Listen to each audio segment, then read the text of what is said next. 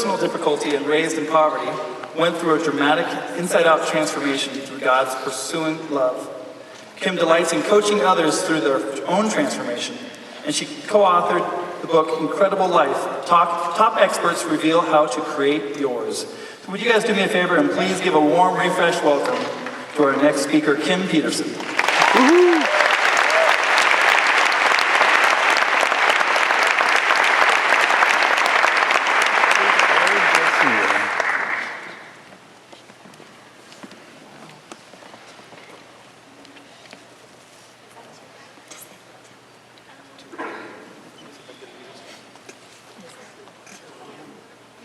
It's okay.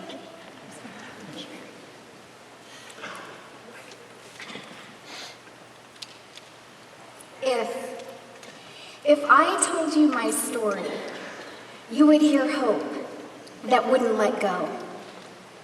And if I told you my story, you would hear love that never gave up.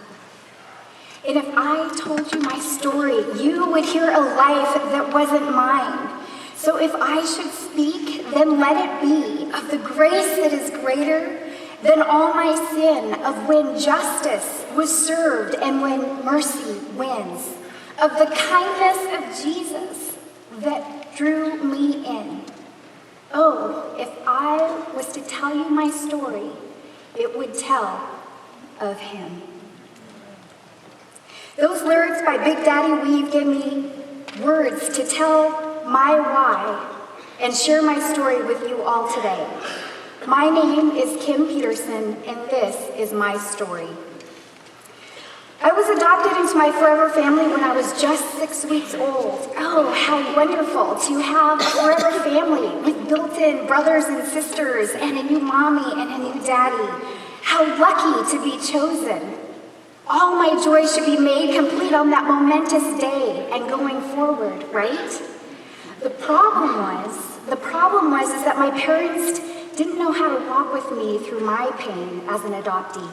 You see, I felt invisible in my family back then, and for the most part, I still feel invisible in my family now, and I'm 45. By the time I was just 6 years old, my parents divorced, and my dad left and started a new family. The two oldest were old enough to go live with friends. The two in the middle got to go live with dad. And suddenly I became an only child, rejected and abandoned. Yet again, growing up with my mom in poverty and condemned housing for 8 years, whereby my siblings enjoyed more stability, a sense of family, and an upper middle class lifestyle. It was at this time of now being twice abandoned that I learned that I was unlovable, that I was unworthy, and that I just wasn't enough. And this is the narrative that I grew up with until my mid-30s. It's safe to say that I grew up with a lot of insecurity and a lot of identity issues. There were problems out there, and there were for sure problems in here. And being part of a transracial family, it was extraordinary, tricky. I didn't fit in the white community, and I didn't fit in the black. And I knew I was different. People constantly pointed out the differences at school. I was teased, called bush monkey and nigganese. And my white family didn't know how to respond to that. I was a freak, never comfortable or confident in my own skin. I was frenetic in my own mind, feeling like I was suffocating with my own feelings and anxious thoughts. I so desperately wanted to belong, but I gotta get out of here. Do they even like me? Nobody loves me. Am I not good enough? I will never be enough. Please, someone, see me.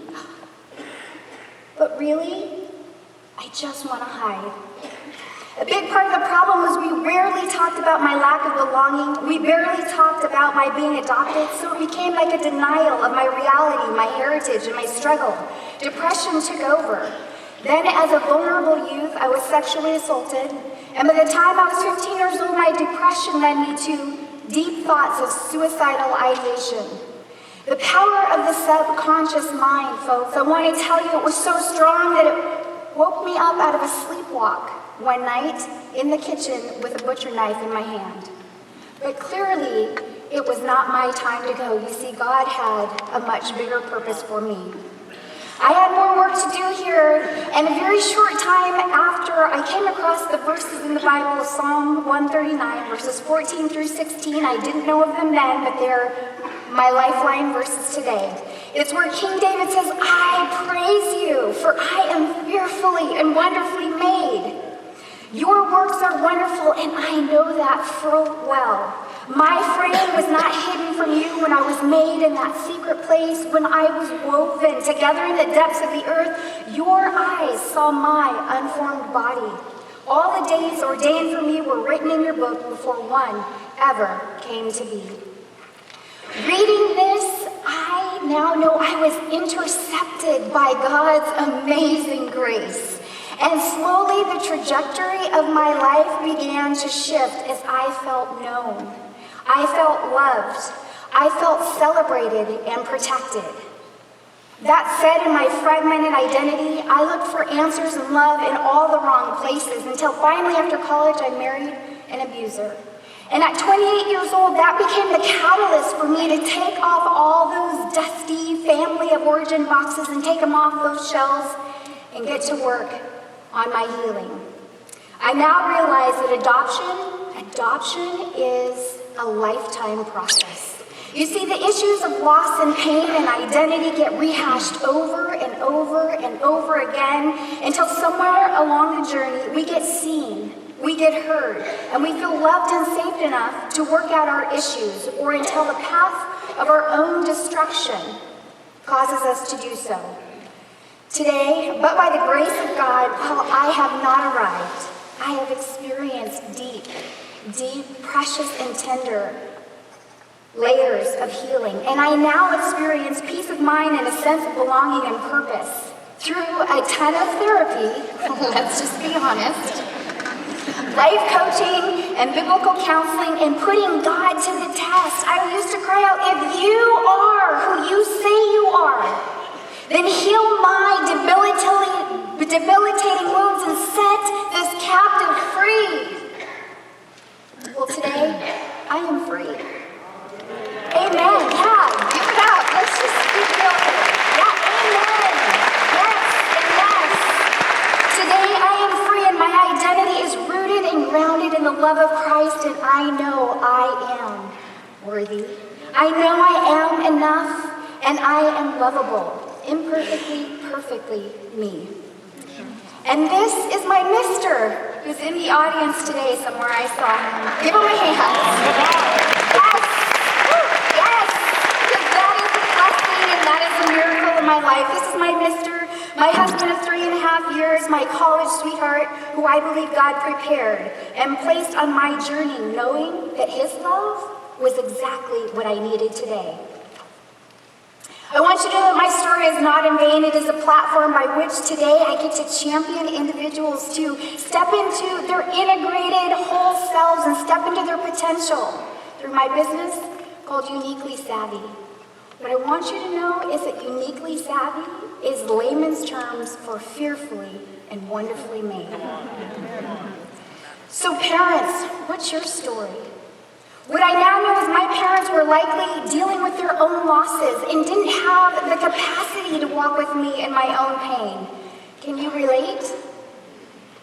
If so, be encouraged. This isn't about shame and it's not about judgment, it's about hope. And hopefully you can see that God is in the details, because look, he created beauty from ashes, and that's what he wants for you and your families too.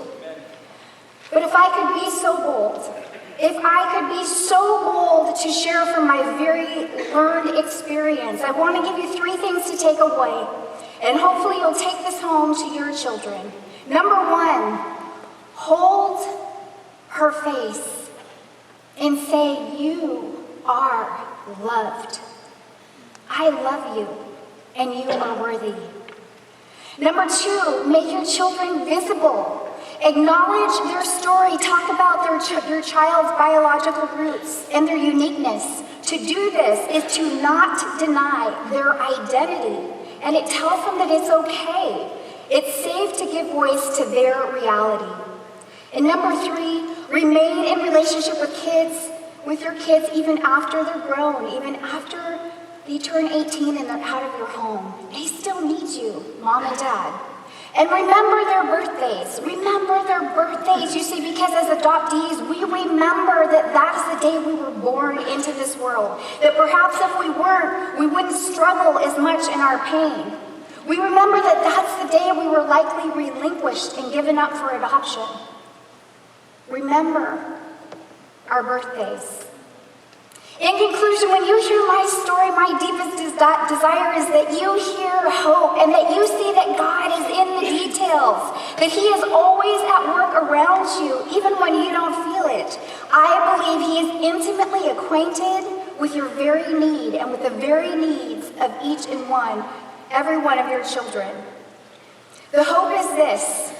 I believe that God is uniquely shaping you and uniquely shaping your children, that He is raising you up, that He is molding you up. And in the dark of the cocoon, much like that little caterpillar who is transforming from the inside out so that it can be a butterfly, I believe that in the dark of the cocoon, that's what God is doing. He is raising us up and giving us our adult-like structures so that when the time is right, we will emerge out of that struggle and out of that cocoon into the uniqueness of all we were created to be for such a time as this. Now, what I want you to know is I believe the call to be an adoptive and foster parent is immense, one that I can only speak to from an adoptee's point of view, and a modicum of experience when I took custody of my nephew. So let me encourage you with this from Isaiah 58:11. I believe that God wants you to know that the Lord will guide you always. He will satisfy you in a sun-scorched land and will strengthen your frame. You will be like a well-watered garden, like a spring whose waters never, ever fail. So may you be refreshed, and may you be strong, and may you be courageous, knowing that the Lord your God goes with you, goes with your children, wherever you go. My name is Kim Peterson, and this is my story.